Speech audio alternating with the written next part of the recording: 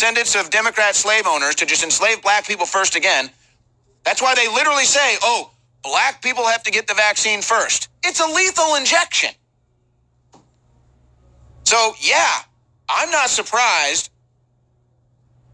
that there's people protesting against the Bill Gates vaccine in Africa because they all know, folks, they've seen it firsthand. 20 years ago, they'd run to the doctor with their baby who's sick. Their baby would get the vaccine and their baby would die. Look it up. Or their baby would just get polio. And then they'd have a crooked leg or something and then they'd die. It's all well known.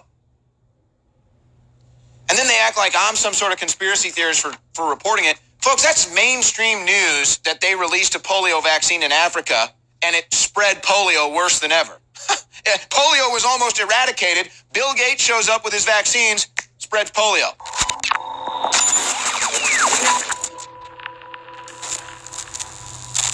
From ABC News, guys, pull up the story too so we can show the image of the Africans protesting Bill Gates. Protest versus Africa's first COVID-19 test shows fear. And of course, oh, they're just in fear. These people don't know what's good for them. How about they get to be free too in Africa? Protesters against Africa's first COVID-19 vaccine trial have burned their face masks. As experts note, a worrying level of resistance and misinformation around testing on the continent. Oh my gosh. I thought you cared about black people.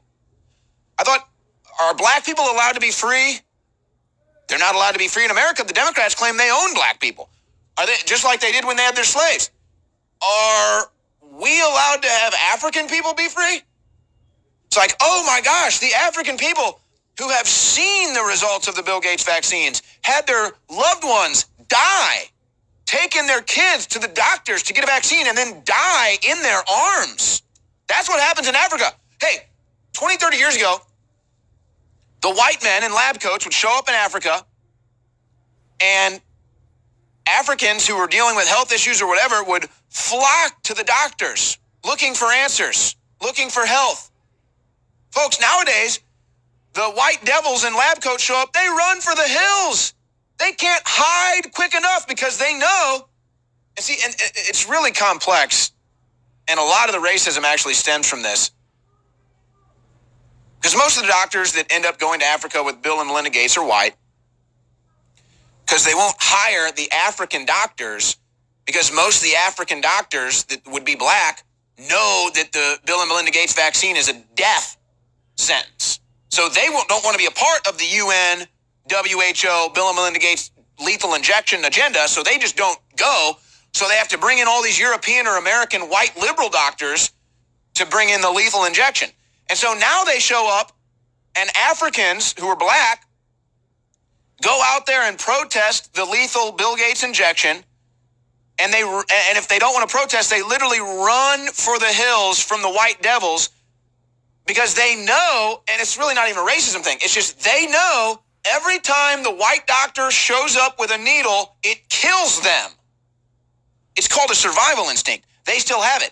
But you see, ABC News and the rest says, oh, just like black people in America, they think they own black people in Africa. I mean, these are the most racist people you'll ever see in the world. And they say, oh, these poor black people, they just have been misinformed.